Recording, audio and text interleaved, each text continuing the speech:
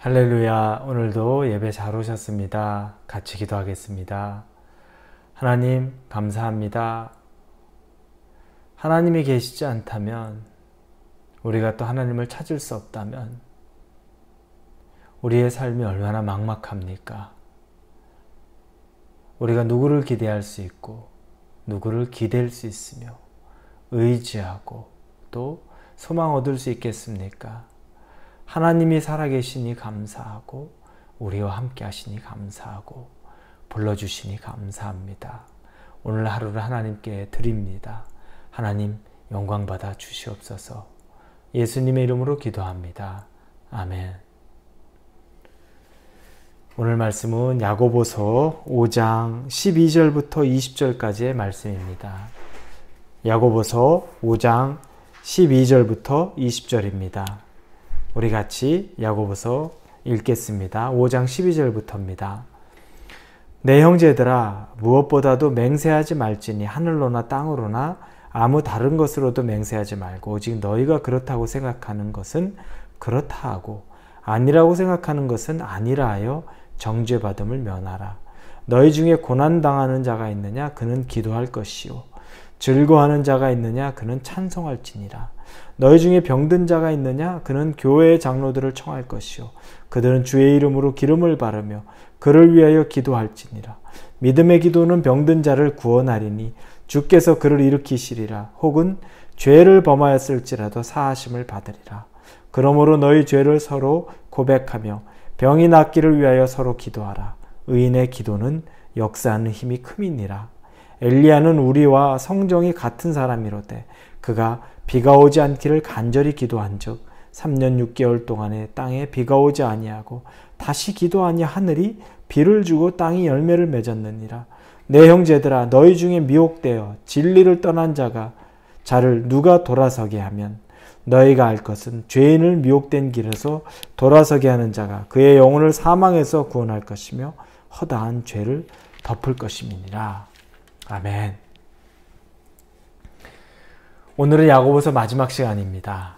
5장의 마지막을 우리가 읽었고, 야고보 사도는 이 야고보서를 쓸 때 우리가 1장 처음에 볼 때 12지파에게, 흩어져 있는 12지파에게 무난하면서 이 편지를 썼습니다. 떨어져 있는 12지파의 성도들에게 이 편지를 쓴 겁니다. 믿음의 형제들에게 쓴 내용입니다. 이 내용들은 핵심 주제가 행함이 없는 믿음은 죽은 믿음이라는 거죠. 참 믿음은 행함이 있다는 겁니다. 그 사실을 우리에게 알려주고 있습니다. 그래서 이 야고보서를 쭉 보다 보면 우리가 봤던 내용 중에서 시험을 견뎌내는 것, 그리고 사람을 차별하지 말고, 그리고 말에는 실수가 없어야 하고, 정욕으로 우리의 모든 것을 구하지 말고, 그리고 부한 사람들은 가난한 사람들을 핍박하지 말고, 가난한 사람들은 잘 견디고 인내하라는 말씀을 우리는 이 야고보서를 통해서 곳곳에서 배우게 되었습니다. 오늘은 그 마지막 말씀인데, 이 마지막 말씀에서 야고보 사도는 원래 우리 바울 서신을 보면 문안 인사를 하고 마지막에는 또 문안하는 이야기로 마무리를 합니다. 그런데 오늘 야고보 사도는 이 마지막이라는 내용을 쓰면서 그냥 문안하는 것으로 쓰지 않습니다. 그리고 마지막 주제를, 행함의 주제를 기도에 대한 주제로 삼아서 이야기하고 있습니다. 성도들에게 기쁜 일이 있을 때는 성도들은 하나님을 찬송하고 하나님을 찬양해야 됩니다. 그러나 성도들에게 고난이 있을 때에는, 그때에는 하나님께 기도해야 된다는 겁니다. 기쁜 일이 있을 때 그 기쁨이 나 때문에, 내가 잘해서 얻은 것이 아니라 하나님이 주신 것을 고백하고 하나님에게 감사를 드리는 것이고, 우리에게 고난이나 어려움이 올 때 이 또한 하나님이 허락하신 것인데 이것을 이겨낼 힘을 기도를 통해서 얻으라는 겁니다. 그래서 오늘 본문 13절에 보면 너희 중에 고난당하는 자가 있느냐? 그는 기도할 것이요. 즐거워하는 자가 있느냐? 그는 찬송할지니라. 즐거울 때는 하나님께 찬송하고 고난의 때에는 기도하라는 것입니다. 고난은 여러 종류가 있습니다. 그러나 다음 절에 보면 대표적인 고난으로 병듦을 이야기합니다. 우리 주변에 보면 육체에 어려움이 있는 분들이 있습니다. 병 때문에 고난받고 있는 사람들이 있습니다. 가슴 철렁한 일들이 있습니다. 제 주변에도 벌써 몇 분이 그런 분들이 계십니다. 가까운 가족들도 그렇고 우리 교인들도 그렇고 이렇게 가슴 철렁한 일들이 있는 경우들이 많습니다.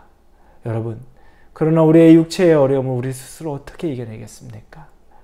몸 안을 볼 수도 없고 우리가 스스로 치유할 수도 없습니다. 기도하라는 겁니다. 그 기도를 위하여서 같이 중보할 사람을 불러서 장로들을 불러서 기도하고 같이 합심하라는 겁니다. 우리가 치유할 수 없는 것 치유하라는 겁니다. 육체에 대한 것도 이렇게 기도하는 것이고 또 마음이 병든 사람들도 우리 주변에 또한 많습니다. 제가 만나는 사람들 중에 마음이 너무너무 슬픔과 병들어서 괴로워하는 분들도 있습니다. 그렇게 마음이 병든 자들도 기도하라는 겁니다. 같이 기도해 주라는 겁니다. 그래서 합심해서 치유하라는 겁니다. 여러분, 의인의 기도는 역사하는 힘이 크다고 말합니다. 16절에 그러므로 너희 죄를 서로 고백하며 병 낫기를 위하여 서로 기도하라. 의인의 간구는 역사하는 힘이 큼이니라. 우리가 같이 의인이 하나님 앞에 하나님의 백성이 기도하는 것은 역사하는 힘이 크다라고 하나님의 말씀이 나옵니다. 여러분, 믿음으로 기도하십시오. 하나님이 우리에게 기도를 시키실 때에는 믿음으로 최선의 것을 놓고 기도하십시오. 중보할 때 하나님의 마음을 품고 기도하십시오. 마음이 아픈 자를 놓고 기도할 때 하나님의 마음을 품고 그 사람의 마음을 치유하여 주고 회복시키고 마음의 평안이 있기를 구하십시오. 육신이 병든 자를 놓을 때 하나님 다시 그 병이 완전히 치유되어서 하나님 회복이 있도록 해달라고 기도하십시오. 대표적으로 이런 기도했던 사람의 예를 17절 18절에 말합니다. 엘리야는 우리와 성정이 같은 사람이로다. 그가 비가 오지 않기를 간절히 기도한즉 3년 6개월 동안 땅에 비가 오지 아니하고 다시 기도하니 하늘이 비를 주고 땅이 열매를 맺었느니라. 기도의 능력이 있었던 사람의 엘리야를 얘기합니다. 사람으로는 불가능한 이 비, 기후, 자연을 가지고서 비가 오지 않게 하니까 3년 6개월을 비가 안 오고 그리고 비가 오라고 기도하니까 비가 옵니다. 우리와 똑같은 육신을 가졌던 엘리야가 그와 같은 일을 했다고 야고보 사도는 엘리야를 이야기하며 얘기합니다. 여러분, 우리도 정신 바짝 차리고 기도해야 되는 겁니다. 내가 기도해서 기도에 좌절이 있으니까. 여러분, 그런 것에 머물러서 기도하지 않고 기도해봐야 소용없다는 것 속지 마십시오. 붙잡아야 될 것은 하나님의 말씀을 붙잡고 우리와 똑같은 사람이었으나 자연재해까지도 비가 오고 비를 그치게 하는 것까지도 하나님의 기도함으로써 어떤 엘리야를 우리가 보면 다시 믿음으로써 기도에 대한 우리의 확실한 그런 열망과 또 확신을 갖기를 바랍니다. 여러분, 정신 바짝 차리고 기도해야 될 때입니다.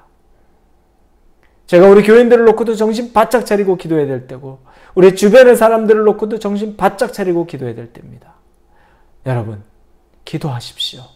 30분씩 우리가 시작하는 기도를 30분으로 잡았지만 숙제가 아니라 정신 바짝 차리고 정말 내가 기도하는 것이 다른 사람을 살리고 나를 치유하고 다른 사람을 치유한다는 그 믿음을 갖고 엘리야의 마음으로 기도하십시오. 엘리야가 어떻게 기도했습니까? 다시 비가 오기를 기도할 때 정말 자기 머리를 이 무릎 밑으로까지 간절함으로 놓고 기도했습니다. 한 번만 기도한 것이 아니라 몇 번을 왔다 갔다 하면서 비가 올 때까지 기도했던 것이 엘리야입니다. 여러분, 우리가 그 기도하면서 우리의 막혔던 문제, 우리 주변의 사람의 막혔던 문제를 풀어내는 능력의 기도를 할 수 있는 저와 여러분이 되기를 주님의 이름으로 축원합니다. 같이 기도합니다. 하나님 기도의 능력을 주시옵소서. 우리는 단지 믿음으로 기도하겠습니다. 능력 주시는 분은 하나님이시니 하나님 그 능력을 믿음으로 받고 기도하게 하여 주시옵소서. 기도의 좌절에 멈춰서서 기도해봐야 안 된다는 그런 생각 머물지 않게 하시고 철저하게 하나님 엘리야의 마음으로 엘리야의 그런 믿음으로 기도하게 하여 주옵소서.